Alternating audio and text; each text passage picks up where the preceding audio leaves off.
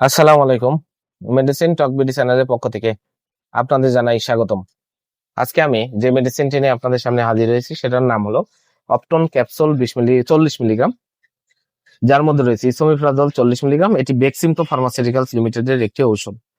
আজকে আমরা এই ভিডিওতে অপটন ক্যাপসুল 40 মিলিগ্রাম সম্পর্কে বিস্তারিত আলোচনা করব। এটা মূলত কি কি রোগে কাজ করে থাকে, এর মাত্রা ও সেবন বিধি কি, পার্শ্ব প্রতিক্রিয়া কি, এই সকল দিকগুলো নিয়ে বিস্তারিত আলোচনা করব।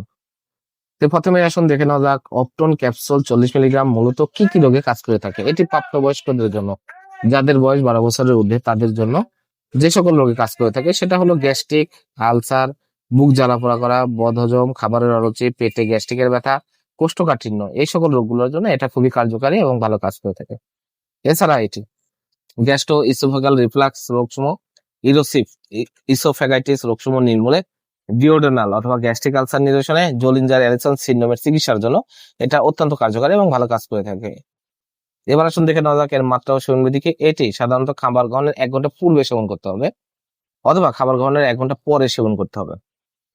এটি সাধারণত গ্যাস্ট্রিক আলসার, বুক জ্বালা পোড়া, বদহজম, খাবারের অরুচি, পেটে গ্যাস্ট্রিকের ব্যথা, কোষ্ঠকাঠিন্য, এই সকল রোগগুলোর জন্য ডাক্তারের পরামর্শ অনুযায়ী সকালে এবং রাতে 2 বেলা করে আপনারা 2টো ক্যাপসুল আপনারা সেবন করতে পারবেন, অপটন 40 মিলিগ্রাম ক্যাপসুল। এবার আসুন দেখে নেওয়া যাক এর পার্শ্ব প্রতিক্রিয়া কি। মৃদু অস্থায়ী পার্শ্ব প্রতিক্রিয়ার মধ্যে রয়েছে মাথা ব্যথা, ডায়রিয়া, বমি বমি ভাব, তলপেটে ব্যথা, কোষ্ঠকাঠিন্য, এই ধরনের কিছু মৃদু পার্শ্ব প্রতিক্রিয়া দেখা দিতে পারে। গর্ভাবস্থায় এটি আপনারা ব্যবহার করতে পারবেন, তবে অবশ্যই ডাক্তারের পরামর্শ গ্রহণ করতে হবে। অপটন ক্যাপসুল 40 মিলিগ্রাম, প্রতিটি ক্যাপসুলের দাম 10 টাকা। আপনারা হাতের কাছে যে কোনো ফার্মেসিতেই এই অপটন 40 মিলিগ্রাম ক্যাপসুলটি পেয়ে যাবেন।